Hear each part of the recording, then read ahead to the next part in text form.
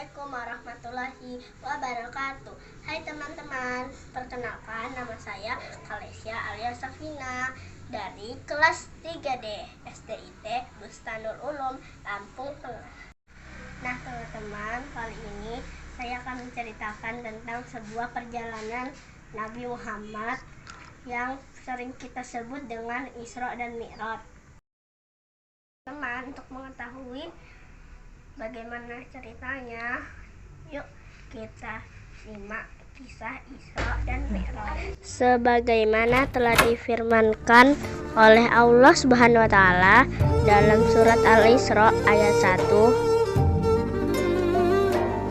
1. Maha suci Allah yang telah memperjalankan hambanya pada suatu malam dari Masjidil Haram ke Masjidil Aqsa yang telah kami berkahi sekelilingnya agar kami perlihatkan kepadanya tanda-tanda kebesaran kami.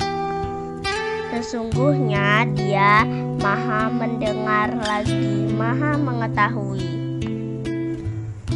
Pada suatu malam, malaikat Jibril bersama Nabi Muhammad yang menunggangi buruk dengan kecepatan tinggi berangkat dari Masjidil Haram ke Masjidil Aqsa.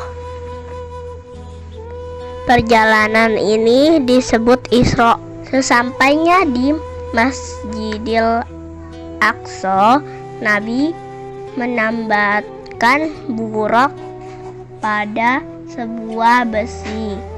Lalu beliau masuk ke dalam masjid dan menunaikan sholat 2 rakaat.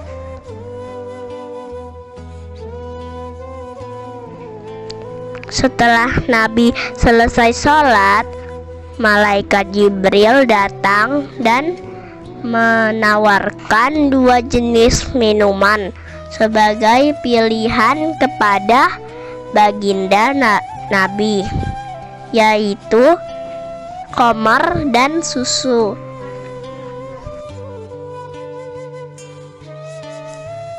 Kemudian Nabi memilih susu. Jibril pun puas atas pilihan Nabi. Lalu Jibril segera mengajak baginda untuk kembali melakukan perjalanan dari Masjidil Aqsa ke Sidratul Muntaha. Peristiwa ini dikenal sebagai peristiwa Mi'raj. Saat sampai di gerbang langit pertama, Nabi Muhammad dan malaikat Jibril disambut oleh malaikat penjaga pintu langit. Di sana beliau bertemu seorang laki-laki, yaitu Nabi Adam. Nabi Muhammad SAW kemudian mengucapkan salam. Nabi Adam memperlihatkan ruh pada para syuhada dan juga ruh orang-orang yang sengsara. Selain itu, Nabi Muhammad juga diperlihatkan tentang azab bagi orang-orang yang suka memakan harta anak yatim.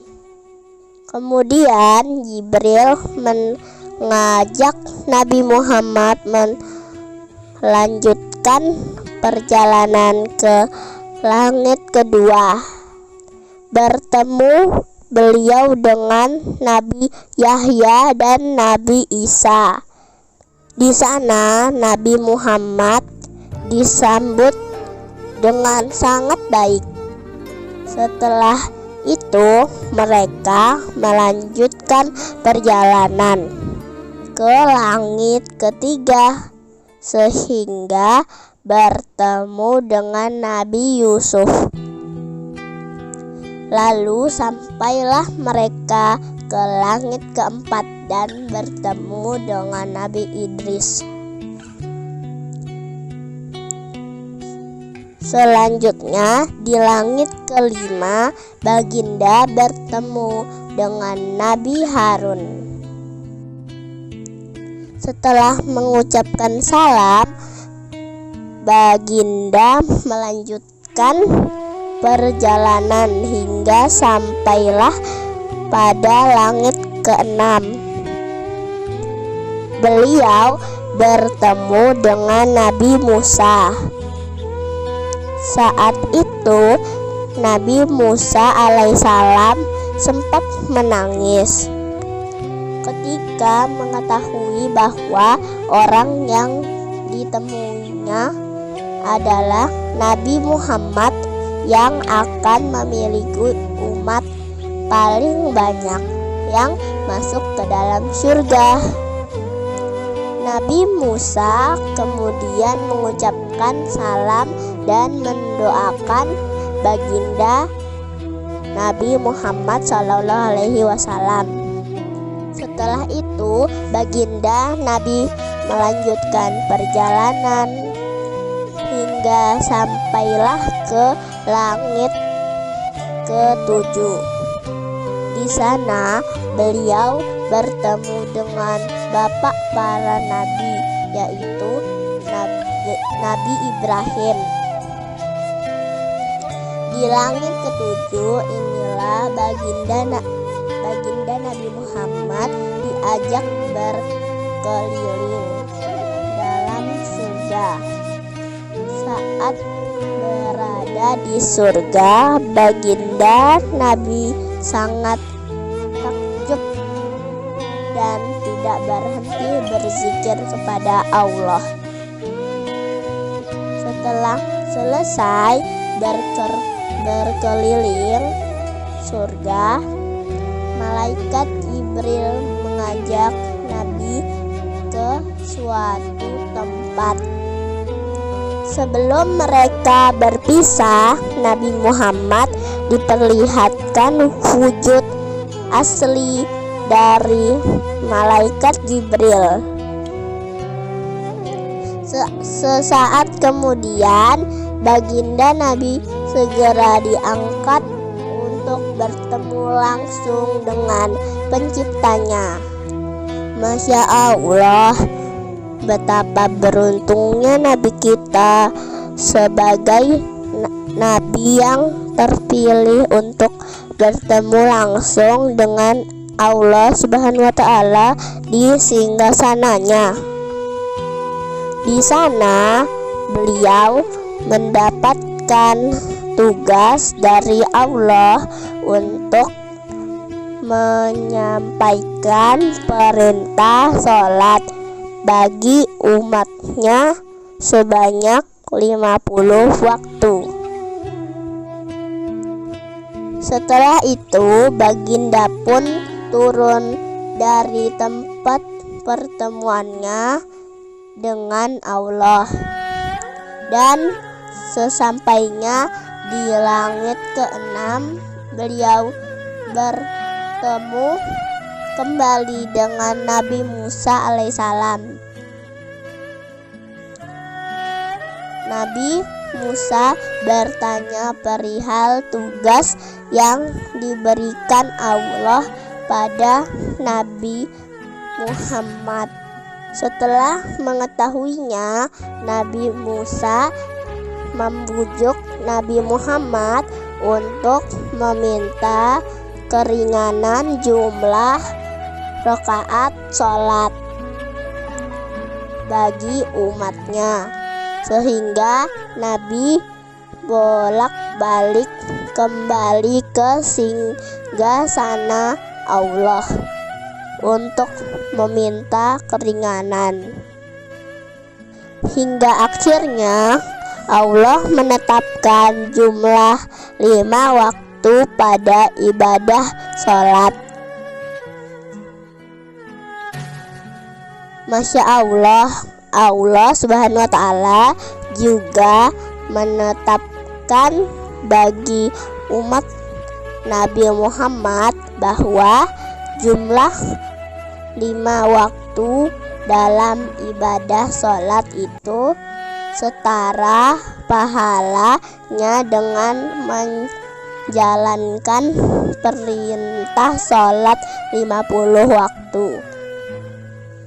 Masya Allah, betapa baiknya Allah Subhanahu wa ta'ala, dan betapa beruntungnya kita sebagai umat Nabi Muhammad SAW. Setelah ketetapan dari Allah Subhanahu wa ta'ala itu disampaikan pada baginda, beliau pun turun kembali ke bumi, dan baginda pun menyampaikan pada yang dialami. Meskipun sebagian umat ada yang mengingkari peristiwa tersebut, baginda Nabi tetap menyampaikan perintah Allah Subhanahu wa taala kepada umatnya yang mau mendengar dan taat. Nah, teman-teman, itu tadi kisah tentang perjalanan Nabi Muhammad Sallallahu Alaihi Wasallam yang biasa kita sebut dengan Isra Mi'raj. Nah, semoga bisa menjadi pelajaran bagi kita semua untuk taat kepada Allah dan juga bersyukur atas nikmat yang telah diberikan Allah Subhanahu wa taala. Terima kasih. Wassalamualaikum warahmatullahi wabarakatuh.